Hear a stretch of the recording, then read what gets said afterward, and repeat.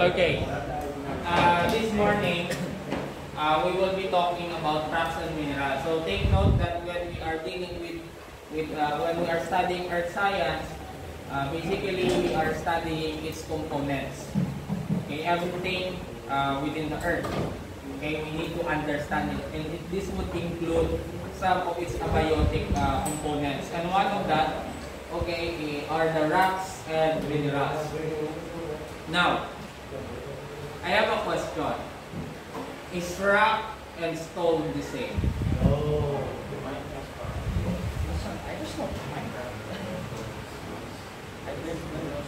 Rock and stone, are they the same? What separates rock from a stone?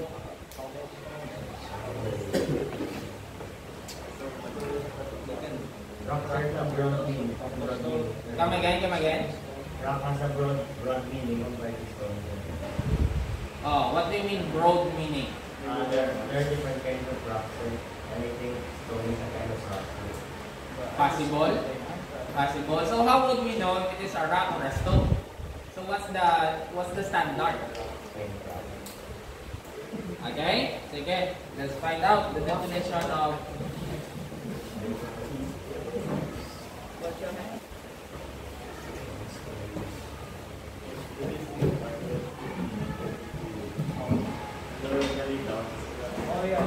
Okay, thank you, Mr. Gamutan, for that.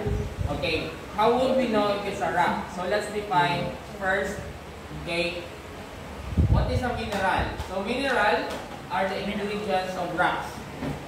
So in other words, if a certain solid material has different composition and it contains granules, quartz, minerals, so that means that it is a rock.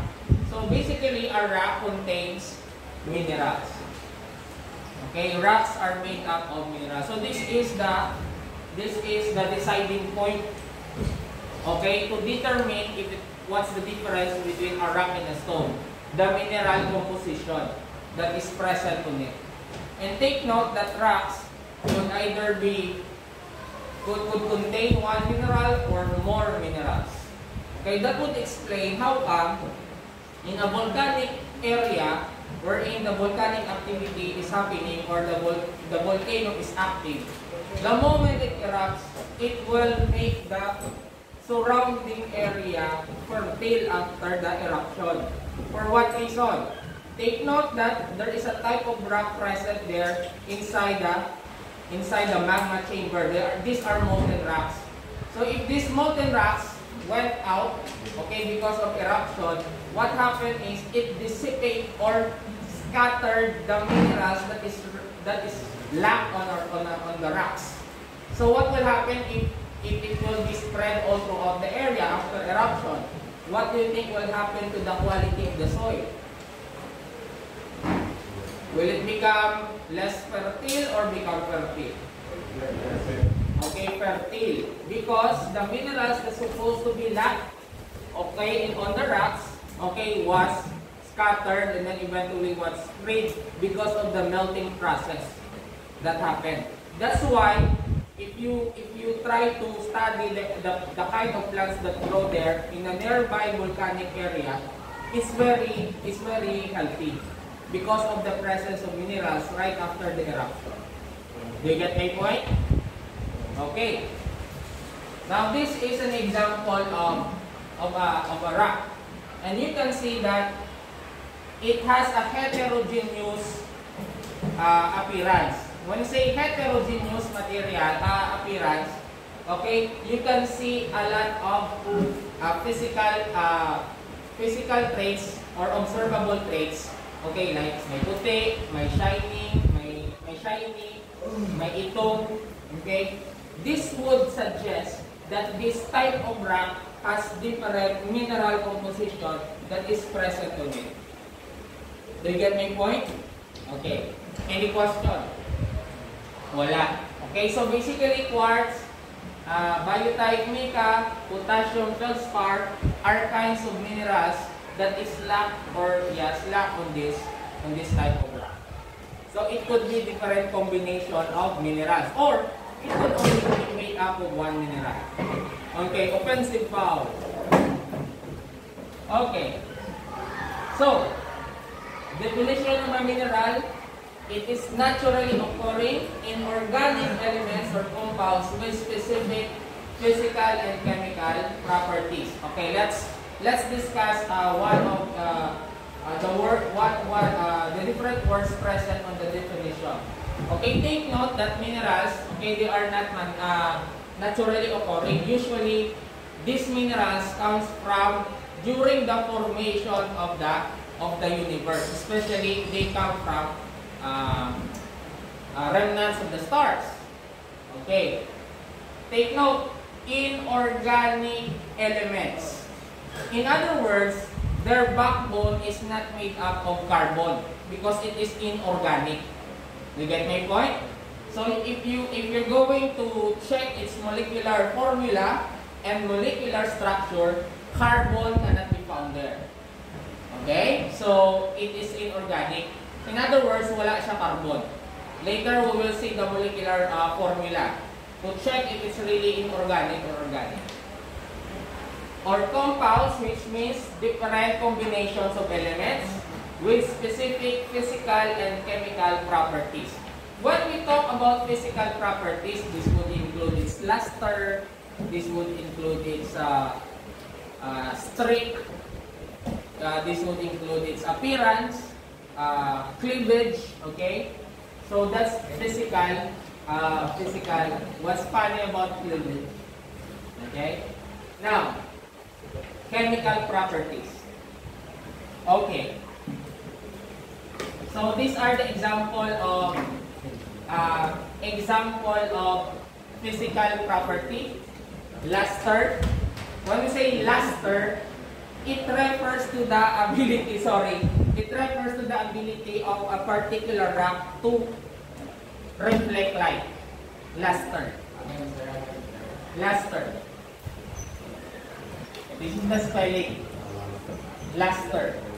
The ability or the property of a rock to reflect light.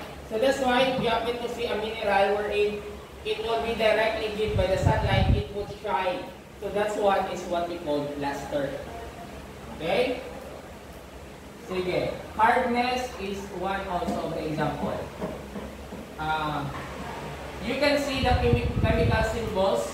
Aluminum, carbon, calcium, chlorine. So these are the type of elements that can be found in your rock. Okay? Yes, Mr. Bautista, any concern? Okay, so what are the mineral properties?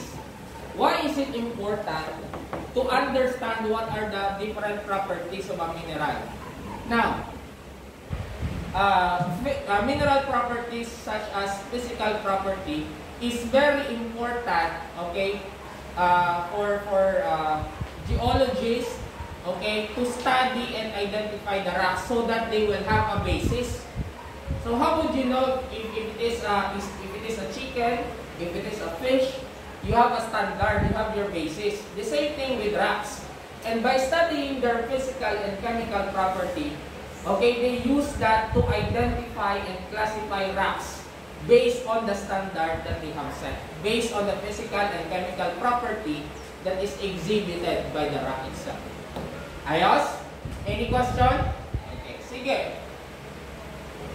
One of that is color. Okay, least useful property in identifying minerals for the reason that there are other minerals that doesn't have color. Okay, or there are other rocks that may contain several elements that would also affect its color. But color can one of the basis, but that is the least useful property.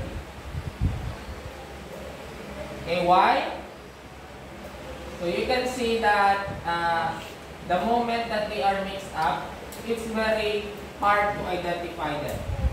Okay, man, there are rocks that contain more minerals.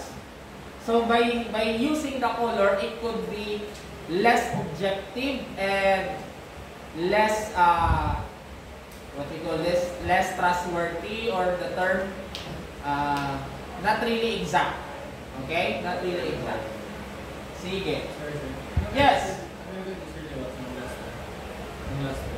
Ha? Maganda yung luster. Luster, the ability to reflect light. Okay? The shyness. Shyness. Yan. So, color.